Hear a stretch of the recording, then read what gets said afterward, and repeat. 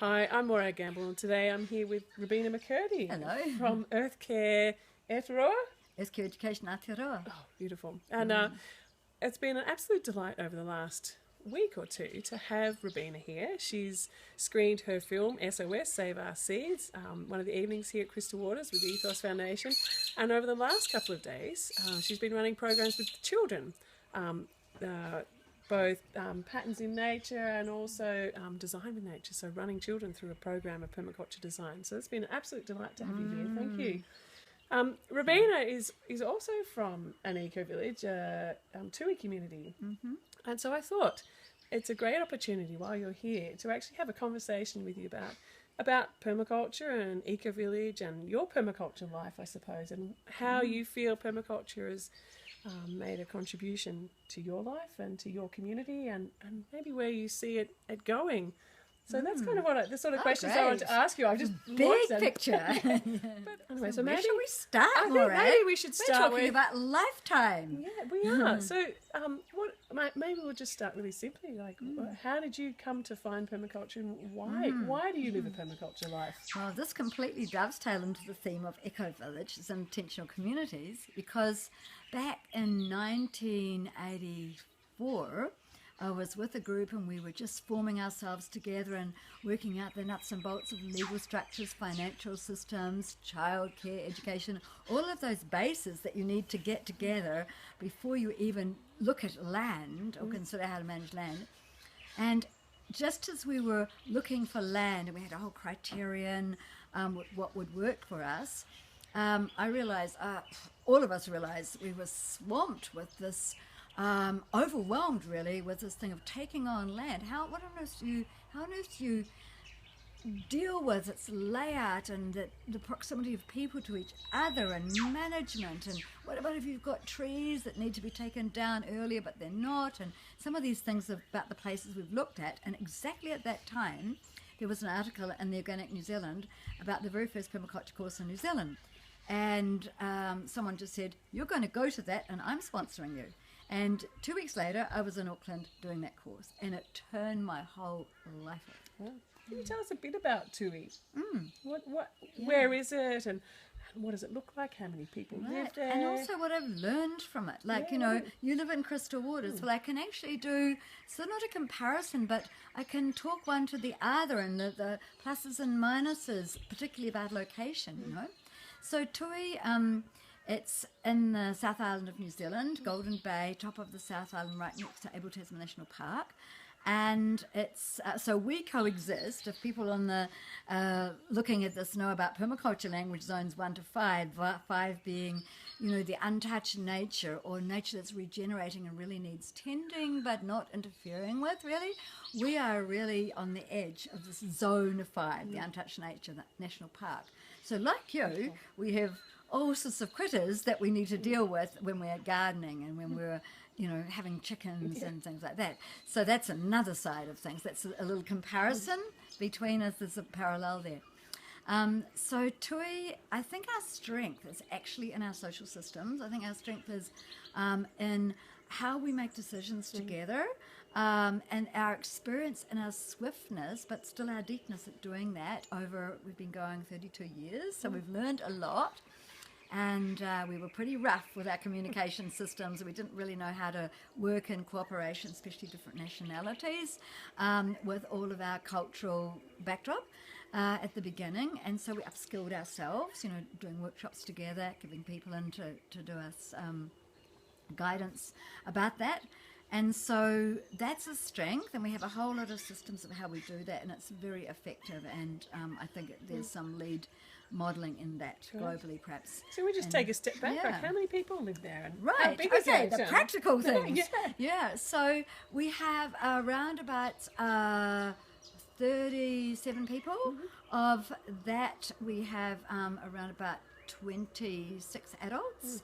And the rest are children. And you've been there all that 13 years? I've been a pioneer there with others. 13 of us started on that land. and we've gone through different evolutions and interesting things. You work with garden.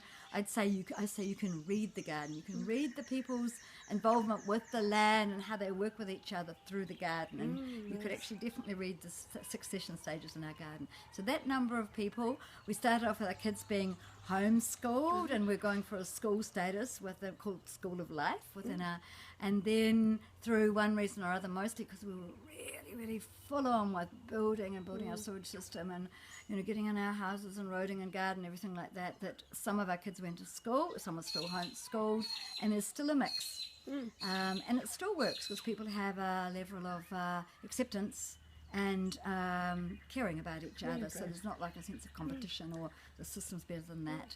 So is permaculture used as the underlying design framework, or is it one of the many tools that you use there? Yeah.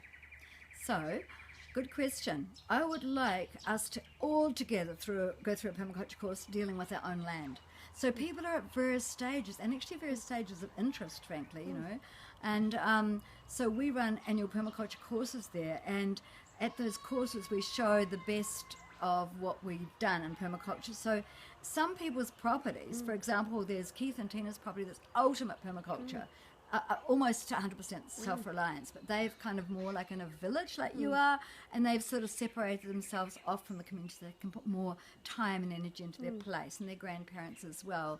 And then there are other places where people are so busy with their kids, their grandkids, their crafts, their work, that they don't have so much time, and then they just have more the basics. People understand the concepts because they kind of live the concepts, but it's the actual practical application. And then because we're a rural land, and we have approximately 132 hectares, some half forest, native forest, and some farmland and some wetland and so on. So patches of the community are residential in sort of little clusters. Like you've got clusters, maybe 6, 8, 10 houses around like a common feature, like a dam. We just have to kind of put our clusters where the land will enable it. And there's a lot of areas that are too steep and that aren't really suitable. So does permaculture have an underpinning? I wished it were much more, and it has some. And for example, in our outdoor events field, which is called the Tui Tree Field, which we run a lot of events spring to autumn, it's permaculturally designed. The buildings are placed in the right place. They're made out of materials that are natural materials. They're built in. And since the big storms, which blew down all of our eucalyptus trees, which are totally unsuitable for our climate, the up end of most of the eucalyptus and the thing, then we have a chance to start again. And so we've been doing permaculture design of that tree field in the last couple of years. So, yeah. Wow. So Tui is your base, and it's where you live and where have our roots and my connections. So can people visit you there? Ah, good question. So, we have a website. It's www.tui trust. It's all one word, tuitrust.org.nz. Right. www.tuitrust.org.nz. And people can look on their website. They can see what events are up, because there are a lot.